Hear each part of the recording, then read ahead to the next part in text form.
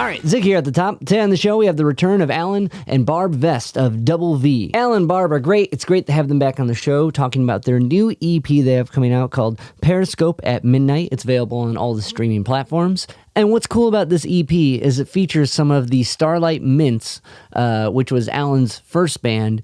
It features some of their bangers thought out in a new way with Barb involved. And it's cool to see with some time and collaboration how songs can evolve and become even clearer and more precise. And so the EP is called Periscope at Midnight. It's available on all the streaming platforms. Definitely recommend you check it out. Before we get to this conversation, if you hear anything you like, if you can like, rate, review, subscribe to the podcast on any of the podcast platforms, helps me keep talking to cool guests like Double V and sharing their insights with you. And now, without further ado, this is my conversation with Allan and Barb Vest from the band Double V. You know, trying to keep everything afloat, I'm sure, just like you guys are. Right. You just released a new single not long ago. Yeah. Long Let It Fly. Wow. Love it. Wow. Thank you, guys. That means a lot coming from you guys. Gosh, what's great. No, I just saw a video of you playing your like lap steel and harmonica and singing. You're really good at that, man. Like, that's a pretty skill set. I like that. I would never have, you know. Well, that's pretty awesome. Thank you, man. That means a lot coming from you guys. Oh my gosh, I'm keeping this in the interview. I take that back. That's just wow. Yeah. Well, thank you. I really appreciate it. We're interviewing you. All right, the flip has happened. But no, that means a lot. Thank you guys. I admire your musicianship and your songwriting and just like your overall like marketing skills that you guys have been doing. So that means a lot to me that you checked out anything I've been doing. So thank you. Oh, yeah, of course. You're amazing. Oh, guys. Awesome. Well, let's get into it. So I've been diving back and forth with this new EP. And into some of the older recordings that some of these new old tunes kind of come from. And like on a side note, I don't know if you guys are, this is a total side tangent. I don't know if you guys are into metal music, but my bass player is super into metal music, more so than I, but he was showing me like these clips from Pantera, like who are touring now, and they're doing all like these real bits, and they were doing this whole bit where it's like, all right, we're gonna do the new stuff, which is the old stuff, but the new stuff. And I kind of listening and getting ready to talk with you guys, I was kind of like, whoa, this is it. But diving, so with this EP, what kind of like made you guys retrack some of those older tunes? Or brought up the idea to do it? Oh, we've always just enjoyed going back to Allan's Starlight Mints library and putting our own spin on things. And we knew we don't want to keep doing that forever. So we kind of picked out the last two that we wanted to do that to, and started with, Submarine Number 3B, since that was his, kind of debut track on The Dream That Stuff Was Made Of. And yeah, keep in mind that first Mints record, those were all kind of considered demos at the time. And the producer, Dave Sardy, kind of talked me into let's just keep them as they are, for the most part. And just the producer in me wanted to, sort of see like, hey, maybe this song could have a bridge, Yeah. And maybe this song could, and Barb was like, maybe this song could have another verse. And so with that particular song, Submarine Number 3, it just kind of felt like the right thing to do. And it's a great song. People love that song. I love that song. It's a great tune. Yeah. Yeah. It's just kind of, it felt kind of natural just to sort of, maybe complete it in one way, I mean, you could do that with any song. You could, hey, let's take this, make it simpler or more complicated or whatever. And it just kind of felt like the right thing to do. Because like I went back and forth listening between the new cut and the old cut, and like tempo wise and like sonically, it's all pretty much the same. But those extra like how you said, the extra verse and the bridge part, and I was wondering if that was the case. If like were those parts always kind of written, did that come later after, like how you said? Oh, that it came like those were not written at all. We did that all last year. And I mean, it didn't really take us that long. But it just sort of like, we turned a 2-minute song into a 3-minute song, basically. So, I mean, it feels right, you know? Yeah, no, structure wise, like kind of, so one thing I've been wrapping my head around within the last couple of years here is like all these different approaches to songwriting. And like I was probably just getting into it when we did our last conversation, reading some of these books by some of these songwriters and these Berkeley books, and just kind of like getting a new like lens for song structure and songwriting. And like it's really interesting, like in that sense that to add the bridge to this tune, and like it brings like a whole nother like aspect to like the narrative, like because before like I was kind of this is like such a rockin' like catchy tune, and like I'm bored. I don't know where this is going, but I'm aboard. So I guess with like coming up with a bridge for it, did it like is it kind of like in the back of your mind you kind of knew what you wanted to do, or was it like that song, talked about the fishy queen. So I always thought, she should have a response, kind of back to him. So the motivation there was kind of just having a response back. Because that song always kind of seemed like it just ended when it could have kept going. So. Yeah, Barb kind of took that. I think the whole idea was Barb's idea to do it. So like I just kind of like went with the flow personally. She kind of like was like, hey, let's do this verse, and I think that brought into the idea of the bridge. So that was sort of how the cards ended up unfolding or whatever. That's cool. I mean, it's also like, I don't know, like to kind of like have enough, I guess, space away from the initial writing or the initial demo that was put out and then talked into like, yeah, it's fine, put it out. Like, well, the other thing is that the original demos were done on like 4-track cassettes, and before the studio demo, like what I call demo, which ended up being the final. But and the original started off with the guitar, and then the strings, and then the vocals, like it does on our version. And then what I had done, early Pro Tools. With the Mints version, we started off with, hey, let's put the strings first. That's kind of cool. So we're really kind of going back to the original version with how the song starts as well, if that makes sense. Yeah, well, that's kind of like that layered, you know what I mean? You have your kind of like, what's the word, rhythm track come in, and then you get the frosting on top of the cake there. Yeah. I mean, and that's always interesting too, to hear like where the strings are like, when they're kind of floating in space and you're brought into the groove. So that's another kind of like ear hook. But I think like either way I think works. And like I really like this new version. Like listening through these demos, I was like, yeah, this is sick. This is like a next level with you guys. Well, thanks. So okay, so that's really is there a thematic tie between this and Submarine 2?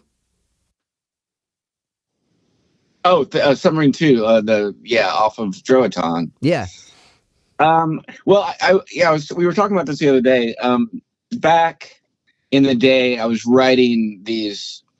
I was in this like habit of coming up with words and lyrics and stuff, and I would write like songs with some of the same lyrics or words with them, and it was just like one of those times where like maybe in a 2-week span I was coming up with these songs, and Submarine was, the word submarine was in all these songs, and that's why they were kind of like called number 3 or number 2 or whatever. Yeah. And number 1 was, there is a number 1, but it really, it's what it is.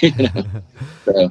Okay, so that's interesting too. So was that like, just like, because like it sounds more like just like a kind of writing prompt in a way. With it was just a process of like how I was writing back in the day, and maybe how we should write sometimes. It's kind of fun to sort of like take that sort of approach sometimes, where you just have like what was the old refrigerator magnets where you had the words and you make the I think that was sort of the style of writing I was doing. Okay. What was that called? the magnet letters, or no, you mean like the magnet words. The magnet words. What are poetry in a box or poetry in a something box? like Yeah, that. something like that. Anyway, it's kind of it's insane in a way, like some of the kind of like randomness that is the poetry in the box, that like you think like at the moment it has no value or no like definite meaning, but like when you kind of chisel away at the statue of whatever that is, like it becomes something that's super important to you. Like, yeah, I mean, there's so many ways that we've personally approached writing songs, and sometimes it's like, onelook.com is your best friend. Sometimes the rhyming dictionary is your best friend. But a lot of times it's just like, you got to dig sometimes, yeah. And sometimes it comes naturally, Yeah, it's really interesting. Like, cause I've been trying all these different, like, recently I just signed up for a course, like with one of these people I've been reading their books on, Andrea Slope, I think is how you say her name. And like, but anyway, like, so doing all these exercises, and then sometimes I watch these like little prompts and be like, oh, this is dumb, I don't know. And then like halfway at the end of it, I'm like, whoa, I got something. It's really interesting, like little bits like that. Like, what I was gonna say, like with a rhyming dictionary, when I first picked up one of those, that threw me for a loop because of how it's like symbolically like categorized. Yeah, I mean, the rhyming dictionaries are really weird. They're all different. They're how they are categorized. At least I haven't used like an official book in a long time. We use like the ones online now. Okay, yeah, that's what I've been going with. Those ones are so much easier. Well, the near rhymes, that's where you really get into like some cool stuff. Yeah. Is near rhymes. Oh, what's that? Is it just rhymezone.com? Yeah, rhymezone. Yeah, Rhymezone, dude. That one's awesome. Yeah, near rhymes are really interesting. And like, it's got that little like number along the side with like how distant it is. How many syllables? Yeah.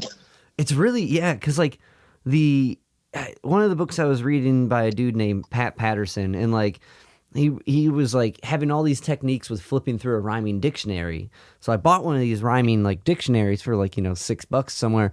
And like it's all like syllabolically like categorized, so it's not just like R words that rhyme or B words that rhyme. Yellow? Was the cover yellow? Yes, it's that's yellow. the one I used to use, I think. Yeah, with I think blue lettering. Yep. Maybe, or, yeah.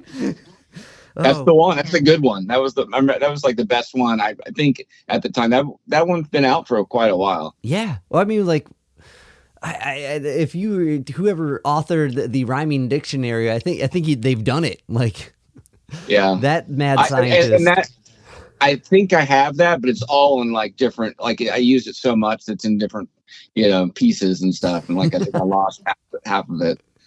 So. But yeah, man, that one really threw me for a loop. It took me a minute to like really, and I still like go back. I'm like, hold on, I gotta really think about what I'm looking for. And yeah, totally. Part of that process kind of takes me out of the thing. Like when you're trying to like just mess around with words and form together a thing, like the trying to understand the book. I was like, not the book, or the function of finding the words, like took me out of like the whole bit of the song and just got me into the robotics of trying to symbolically you can totally get lost in that stuff. Yeah, that's awesome. So I guess like, because I've only really experienced kind of like really like kind of seriously writing on my own lyrically. So when you guys are working together as a group, like, do you sometimes do these prompts and like kind of ideas together? We use Google Docs so that we can, just collaborate, at any time of day on it. And we can get our computers. We have several different documents, and even sheets of paper still around the house that we'll just jot down if an idea comes to us, or a combination of words that sounds good. Eat that chip on your shoulder, or wait, what was it? Yeah. So eating your chip on your shoulder, we wrote it down once, and then years later used it in a song. So. That's awesome. Yeah, little things like that. We start with the music really, and then add the lyrics. So okay. So, and I think that makes the most sense, because you got to like have the canvas for the paint to go on, and like the melody where the words fit, But but eating that chip on your shoulder, it's awesome. But little turns of phrase like that, man, those really like stick out and kind of like remake you think everything for a second. You're like, what? Yeah, I mean, eating like that kind of like is a thing like where back in the day probably would have written 3 songs with eating that chip on your shoulder and picked the best one. So have you always like kind of saw it as like a kind of a numbers game? Like the more I kind of keep in the space of the thing, I'm going to get 1 or 2 things that really like work. I mean, yeah, kind of. I mean, like we have tons of ideas, so it's like I mean, Barb can probably explain this a little bit better. Right, Allan's archive, coming into the relationship. I mean, he already had, tons of hard drives with little snippets of ideas. So, yeah, we could mine those, forever. And that's where a couple of the songs did come from. But 2 of the songs were, completely brand new for the EP. Written from the ground up, yeah. Okay. That being Diamond Thumb and Everyone's Lonely Under the Sea, the last track. Okay.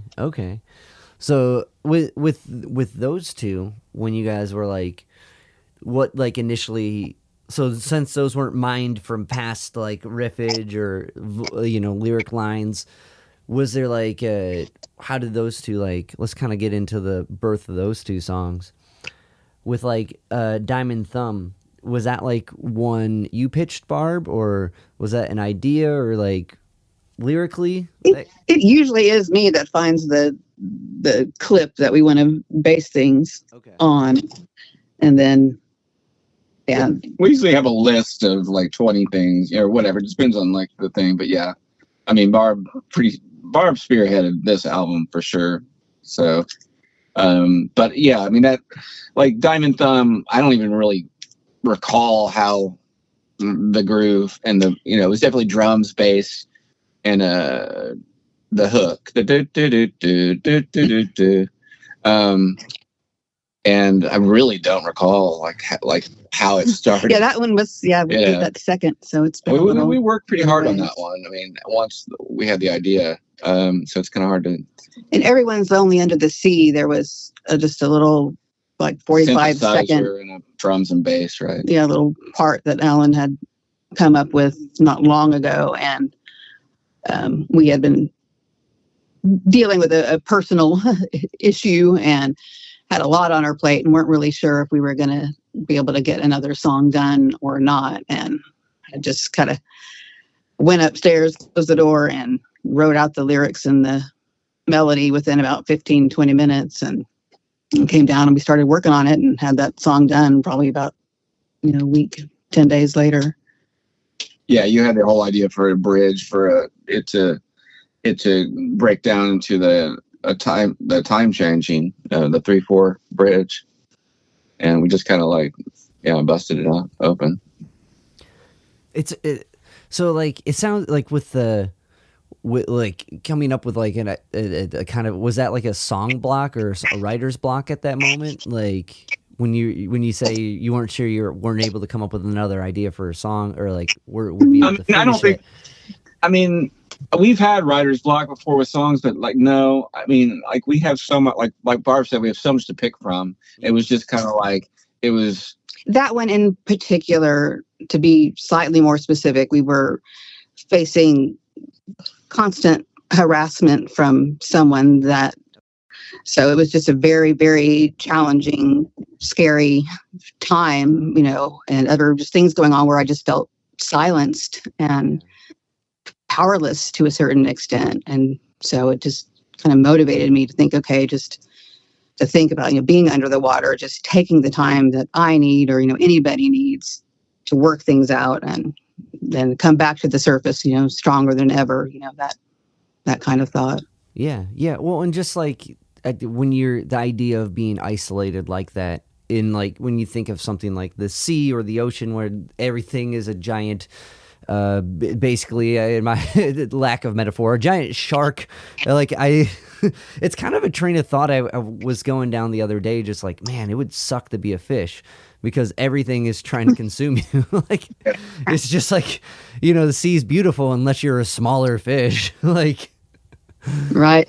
But To blend in. yeah. So like Panic would be the only thing, and like, but I mean, I'm glad you found that space, and I'm glad everything worked out. And if you guys want, we can take that bit out too. Like, but it's fine. There's a lot to it, and prior to that, really, I mean, I kind of react to things through song sometimes. Yeah. On both of these albums, actually, there have been a song that's been written in specific reaction to things I've been going through. So, very therapeutic. Well, yeah, and it's interesting, like listening to it. It doesn't, and like I think this is the like kind of like the marker of a good song, because like I feel like yes, music is like especially songwriting is very therapeutic, but it doesn't have to like feel like someone's therapy session to the listener, right? And when I listen to these tunes, it doesn't come off like that. So, right. Which I think is a marker of a good song. Like it's a narrative, and you're placed in this, and your experience, you go through the experience of that emotion, but you're not like kind of being like talked at. You know what I mean? Like there's definitely some songs that not in your guys' discography, but definitely some songs that come at like you're being like kind of a sidebar at someone's therapy session. So like I think that's definitely like a well done exercise within that. And like I don't know. With that being said, do you guys like kind of like at least Barb with these two tunes that you kind of like use this as like a way to like kind of go through some of these emotions? Was that a thing you were thinking about while writing it or while editing? To an extent. I mean, I'm always glad for any listener to, put their own spin on it and to take, what they need from it or what they see in it. So, I mean, I'm glad for it to be, more, broad and universal theme that could to apply to anybody. But yeah, I'm always happy. And we'll occasionally get, emails from people about songs that have touched them. And it's a really, really meaningful thing to receive. Well, definitely. And I'm glad you guys are receiving feedback like that, because you definitely should. So with the other, there's one other tune in here.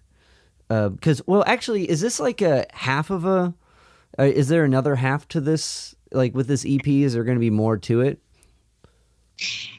Well, we intend to always create music on some extent, but we don't have any solid plans. I mean, right now, this was really just getting our toes wet again. We had some other things that we were facing. It's been kind of a mess these last few years. So right now we're just glad to get them out and feeling grateful to be producing music at all, and just kind of see what the next step takes us to.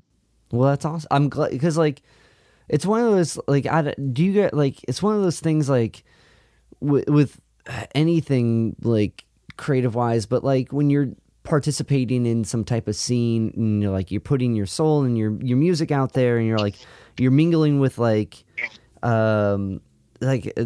playing out and like staying kind of relative to where you are, and trying to, when you're doing the music you have to always kind of be actively putting something in front of people, and it's exhausting and it's endless, and and so much of everything else is in the way of it. And like I'm sure these songs are like a few years old from where we're talking about them now, especially the new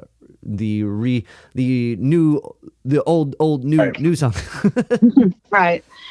But like so just to like the kind of be able to keep doing it, I think is like in all that, I guess long way to say this, I think just to keep active at it is success. And like, at least that's what I've been telling myself.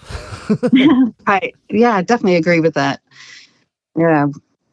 Yeah. It just gets a little more difficult as, you have to worry about financial things as we age, and health insurance, we're kind of wake up every morning and wonder if we still have it. So, well, especially with the world going on now. Right. Yeah. So, I mean, the marketplace is still working. We don't know. So, I mean, yeah, just so much uncertainty, politically, environmentally, everything. I think we all just the people with brains keep banding together and doing what we can. And like, it's like, on that whole topic, it's been like, aside from exhausting and like, and cartoonish, and so like, you can't like even begin to explain like what, like, but like, I definitely think it's like one of those, like, what I found myself doing is like, kind of like, hey, because I'm sure you guys in your life have experienced a lot of people who are, you know, very up for the other of everything else, you know what I mean? And like, I've been trying to redefine like a healthy distance from everything, I guess is what I'm trying to say. And like, I don't know. Yeah. Right. Yeah. It's hard. You want to stay involved, but also not let it bog you down. And so what's the balance there? It's a really hard time, I think. I mean, like, you can see it in social media, a difference between the last time and this time, if that makes sense, right? Yeah. Like, it's like there's a lot of uncertainty right now, you know, compared to like then, where it was like, there's no way this is gonna last, you know. And now it's like, we're back, you know. Yeah. Well, what have you guys been doing to kind of like keep that balance for yourselves? Really just time with friends and family, and you know, escapism with movies and TV shows and music. And, But I think that's important. I think like one of the first few things like I remember initially kind of like doing is like, or at least, or being for somebody else, I should say. Someone else, I had a friend of ours was going through a really hard time with everything. And like one thing that kind of helped was when we got together and we, you know, did the normal hangout stuff, you know what I mean? Like, quote unquote, you know, whatever, the kind of like had some normacy and like, okay, this is, you know what I mean, just being around people really did seem to help. And it affected me as well, you know? So it's like one of those things, like, at least just being around people in general too, I notice if I'm in like in a rough spot, like, and I have to go do a gig, at the gig, I'm like, all right, you know, this is cool. I'm all right. Right. There's that kind of social healing factor. Absolutely. Yeah. Now we've been isolated for so long. It's nice to be able to go out and actually, you know, hug somebody. Yeah. Yeah. So do you guys have you guys been gigging out with this stuff, or has this been more of just a recording project? We have been a studio band pretty much since the inception. We did practice for a bit here a couple of years ago, kind of during pandemic times. We recruited a bassist and drummer friend and practiced with them for a while. And it was really great. And, you know, we kind of envisioned what the live show could look like. But yeah, for various reasons that ended up dissolving. And it's just easier for us to focus on writing music when we're not worrying about a stage show. And then just all the expense involved in that. We've you know, put a lot of money into Double V over the years, and kind of aren't at the point where we can keep losing as much. We want to keep creating, but we have to be a little more, you know, careful about things. So we'll see. We really would love to get some kind of live performance going if we can make it make sense, you know. So our music doesn't really, I mean, a few of the songs, but you know, it's not like we can just grab an acoustic guitar and a keyboard. Unless we got a really stripped down versions. We have so much arrangements going on in our music that it doesn't really work that way. We have to have a full band. And oh, for sure. Everything's very vast, and like that's what it's interesting because like trying to like do the record live. I've always kind of gone into it with our stuff, knowing that it won't be the same live. Like, knowing my group, it's never going to be the same live anyway. Even if you have all the elements, I mean, right, it's going to be just its own thing. But But we'd still want to represent it, you know. Yeah. Oh, to a yeah, certain no, for sure. way. That's why I But mean, we don't need string players or horn players live. You know, we know that. You know, we could have them. It is cool It'd to be have that. great if we could Yeah. pay It'd be them. sick. Yeah, like the few gigs when we have a horn like section, like when our friends come in and play with us, like it's always a better gig. Like it's always way more cool, and everyone comes up and like, yeah, you guys really sounded great tonight. And we're like, oh, thanks. I wish we could do this every night. Yeah. But it's definitely like even like aside from knowing like the record isn't going to come out the same live, it just making sure to cover the bases is I totally understand that. And like, because there's an element to like your guys' music that kind of sells the whole message of it. And I think a large portion from a listener, or at least my listening, is the orchestration of everything. So I can see like you know, and like how you guys are saying, to pay like a string section, a bass player, to pay a bass player, come on. It does add up. And like, well, and you guys have been like, as far as like sync licensing, you guys have been killing it. Like with that, we haven't talked since the Wednesday thing.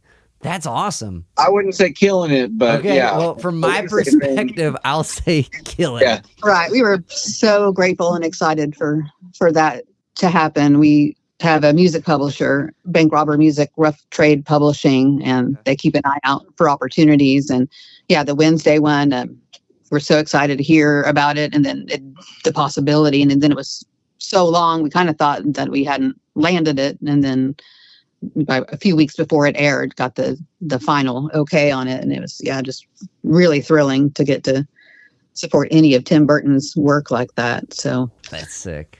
That's so cool. Did you guys like, and I'd be interesting, like kind of coming, so that's so like inside baseball as far as like how music works. Was there like from that, did you see like a spike in stuff? Did you see like any more like we saw a spike in streams. Okay. We were on the official, Spotify playlist and things like that. It's awesome. So we did see a spike. We weren't on all of the playlists because our song was a little lower volume, so it wasn't considered one of the major placements. So it's not on all of the lists, but still, for a self-released band, to get the numbers that we have on it, we're thrilled. We're closing in on 1 million streams on Spotify on that song. So, and then we had Last Castaways and Beyond Blue video game prior to that. And we're in a holding pattern right now that Submarine Number 3B may be used in a movie, but we haven't gotten it. It's going to. That song rips. It's going to. If it's not in whatever movie it is, it's going to be in another one for sure. Knock on wood. Thanks for saying that. Knocking on it for sure, like because like that song's a banger, and I really do like this new arrangement you guys have with it, and like brings out. Cool. It's like a whole nother thing. So I think for sure that's gonna be in whatever. Like very cool. As far as like I guess with this kind of like in your kind of realm of like musical opportunity, like do you find yourself kind of changing certain writing to maybe fit some of that? Not that these tunes give that type of vibe, but just when you guys are coming up with stuff. Not really. I think we naturally have a cinematic bent to our writing. So I think it just comes naturally. We both kind of have that background of loving film music, and it's really what brought us together in the first place. So I think subconsciously it's always there. But no, we haven't really tried to do anything specifically for anything other than we've been I guess what's somewhat commissioned, sort of, or not commissioned, given an opportunity to try things before.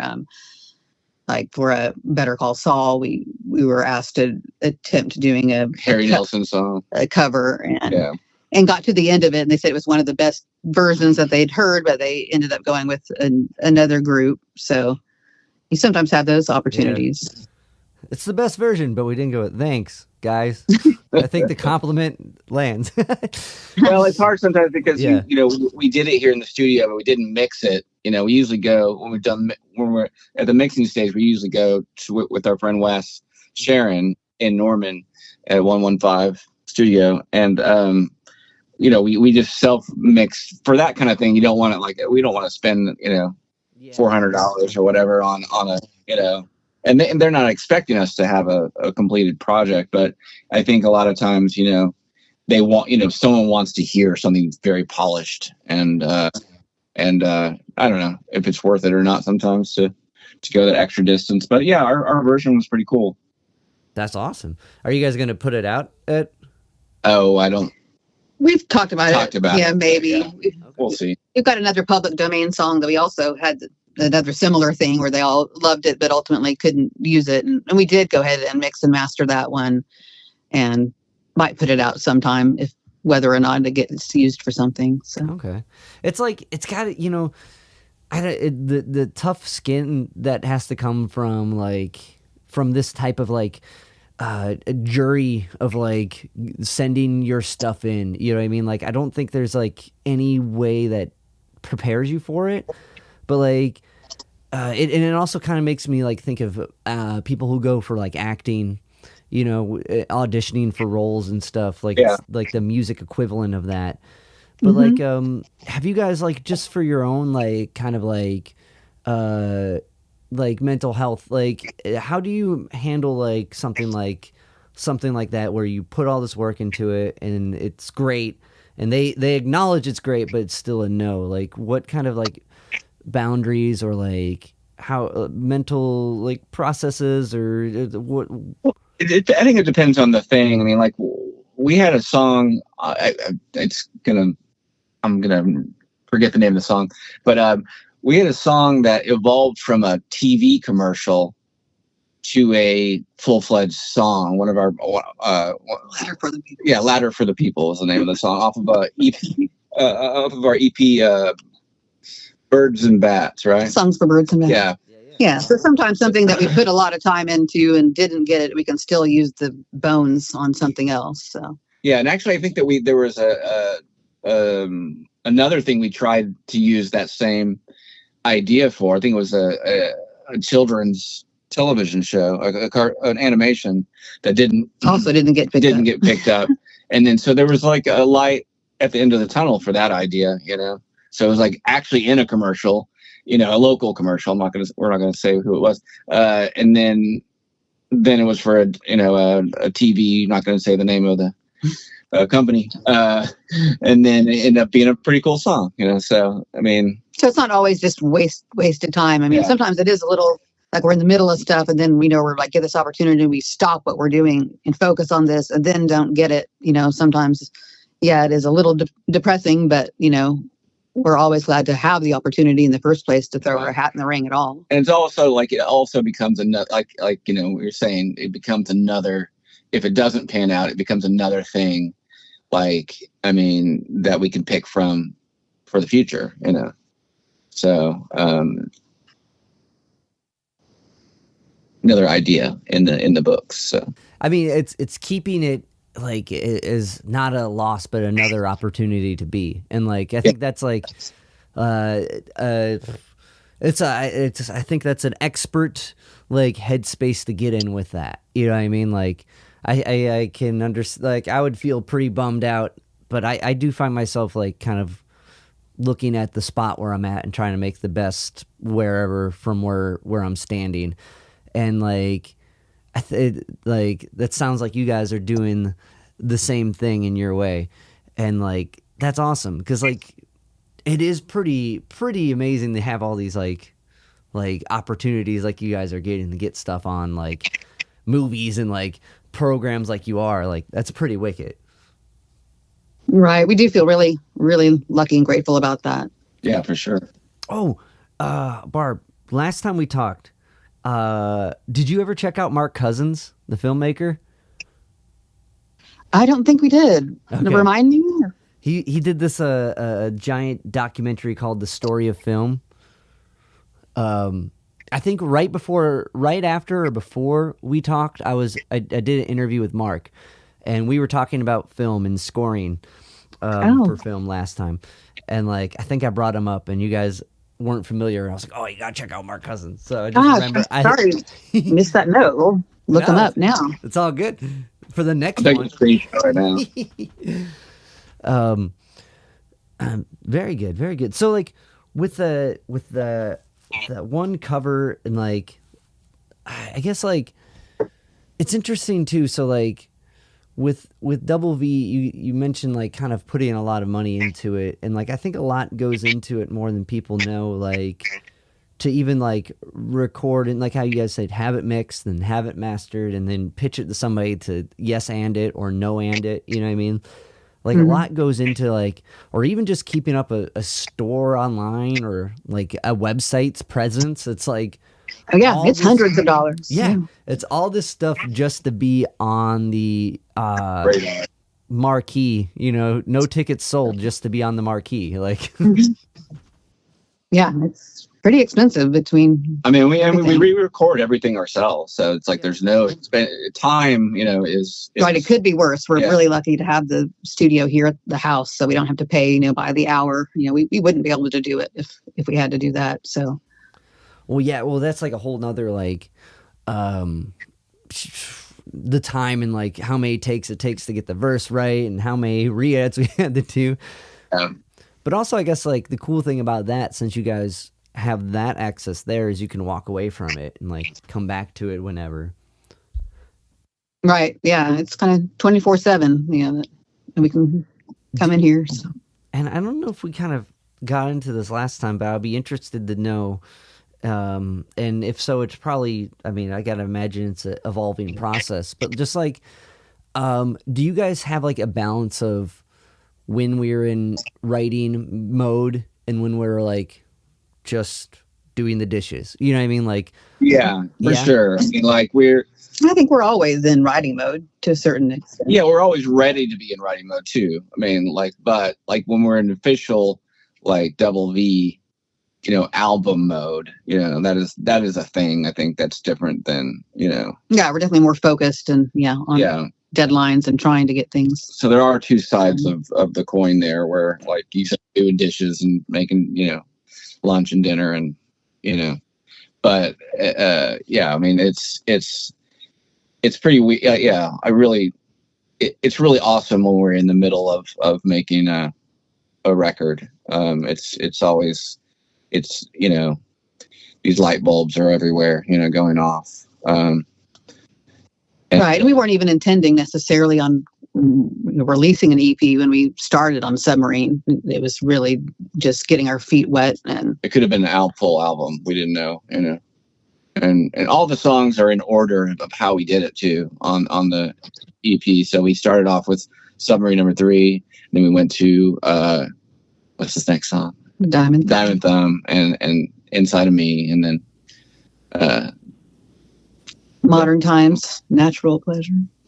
Selection. Oh, I'm mixing it. It's funny because that's a Broncho just released. There's a band Broncho that like Ryan used to be in the Starlight Mints, and they put an album out at the same time as ours, kind of called Natural Pleasure. Natural Pleasure. We have a song called Natural Selection. Yeah. So always, that sort of thing always kind of happens to us, it seems like. Is it like, okay, is it one of those things when you're doing it, you're like, oh man, we're like kind of headbutting against each other? Or is it like kind of, does it like bounce off each other where it like kind of supports both? It's just, you know, what it is, you know. Yeah, it's funny because when the Starlight Mints put our first record out, there was a song called Valerie Flames, and there was this whole thing like 2 years later, where Valerie Plame was like this pseudo name, and so it was like, are we going to get a bunch of attention, or are we going to get a bunch, like, was this, you know, that's a really weird coincidence, you know, that we have a song called Valerie Flames, which is pretty original and weird title, just to have someone a pseudonym going by Valerie Plame. So it's just a weird coincidence, I guess, you know. It kind of sometimes. And that shit always happens when you're just like, is this gonna like, how's this gonna butt into what we're doing? You know, are they gonna be mad? Are they gonna be mad? Am I gonna get that? We just laugh. We laugh every time one of those things comes up. Yeah. secret wavelengths. But it's interesting too, kind of going. So with the other Starlight tune that you guys redid, I went back and forth between that one, and with that one, I kind of felt like your guys' version, it was like a slightly tighter in a way. Like it seemed like it transitioned a little quicker, but I didn't pick up any like new like verses or anything like that. Yeah, I regret looking back at it now because we talked about it at the time. Like, the song, it's really, let's just leave it, alone structure wise, for the most part. And I do kind of think we should have put a little more spin on it, but I've always enjoyed that song, and then the piano melody. And oh yeah, so. It's so catchy.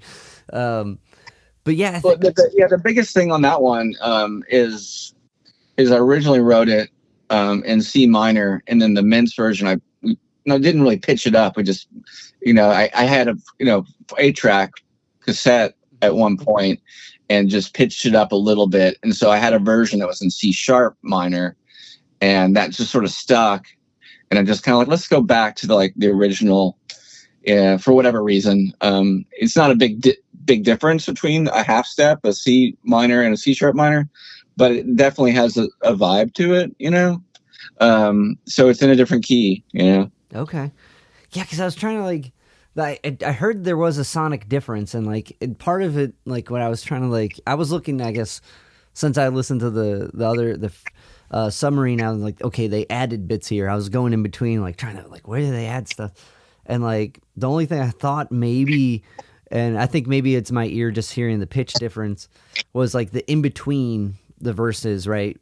End of chorus, in between to the next verse, the musical interlude, it seemed like it moved a bit quicker. And maybe it did, yeah. Also, just having Barb sing on it, yeah, it's a big difference to me. And we changed a little bit of the lyrics towards the end. Not that they're really lyrics. Ethereal, yeah, a little bit more I don't know. Mm-hmm. The right way to put it, but I think the Mints version, it was me singing back up at the end, doing these ridiculous words. I don't even know what the words are now, but we just didn't like them. I didn't like them personally, and Barb came up with these new ones, so it was really cool. What was it like, kind of, for you going back and doing your old tunes? I mean, it was fine. I mean, I could do that all day, I mean, as a producer person, that I've kind of gradually become, I always want to redo things, it's just oh, we could do that better. I always think that I can at least put the time in and have a new perspective after, years of hearing this, a version of it. So, it's just, to me, it's just it's refreshing to go back and to help the song, Yeah. It's kind of weird because it's always your baby, you put out your babies or whatever here, and it's just, you want them to be a little bit brighter, So that's awesome. I think it's really, I wondered too, with the song that's been out for a while, you've had more time to kind of step away from it and then kind of recontextualize it. With these songs, was it easier to kind of know how to brighten the babies? I mean, we're talking about two songs, right? Right. Right. So I think for Inside of Me, or maybe Tonight is what we called it. I think that one was. What was the question again? I'm sorry. Well, just because there was so much time with those ones in particular. So as a producer, I got to imagine, in the moment, you're hearing everything, if it's not your tune, right? You're hearing everything kind of for the first time. You're analyzing it as it comes out. And then, when you have more time in between listening, you can kind of be okay, well, you just have more time to hear how you can, fine tune things. So with these songs being older and having more time to to contextualize how to brighten them was a question.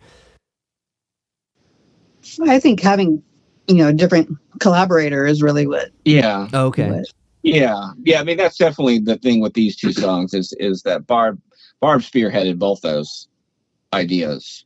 So I wouldn't have done it without her. So, or wouldn't be here. So, if that answers your question, I'm not sure. Yeah, no, that makes it's just like I guess what I was leaning in was like when you have more time to kind of analyze something and distance yourself from it, you can kind of hear really what it sounds like.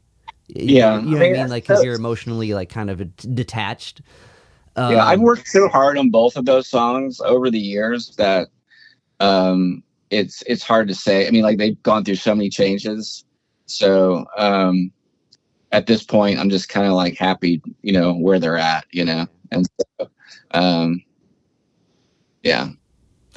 That's awesome. Like they're good. All these songs, this EP is a banger. These are all great songs. And I think those two with the 3 other new ones, like they really work well together. Thanks. And like, I guess like it kind of all has like maybe, and I'm guessing from our conversation, it was unintentional, but the whole kind of underwater aquatic like kind of theme going on with them. It really, right.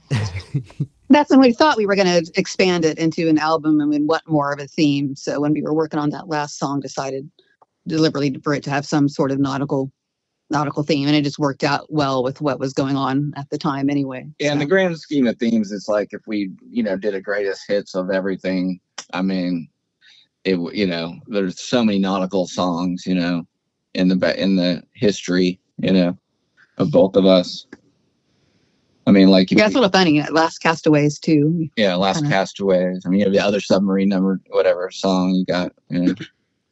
It's like I guess like kind of like stepping away and analyzing that, like with like, do you guys naturally kind of find yourself drawn to like kind of aquatic and nautical things aside from like?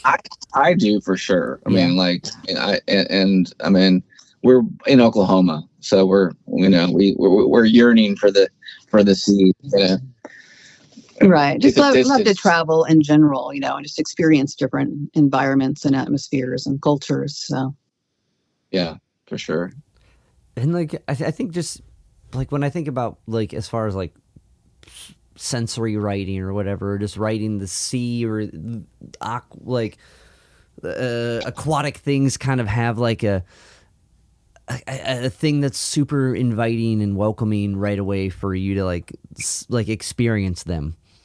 Well, it's like you have like the whole unknown, like the universe, the unknown, and it's such a huge thing. But then you have the local unknown, which is the sea, and I think it's more kind of like easier to wrap your brain around, for me at least.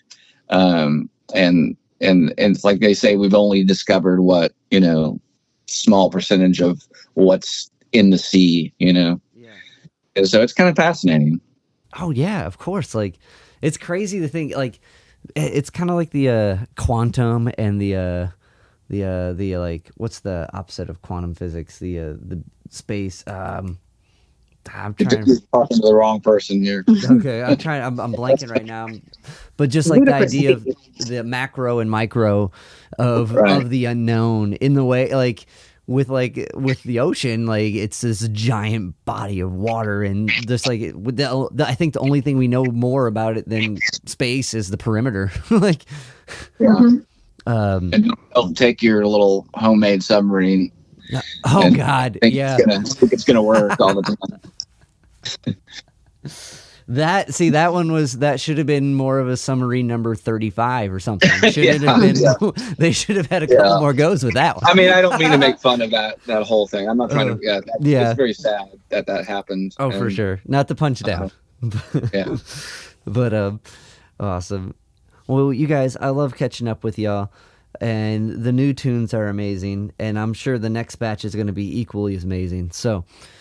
Thank you so much, Dave. Yeah, thank you for taking time and chatting with me, and I look forward to chatting with you guys again soon. Yes, definitely, and keep up the good work with Sea Level. Thank you.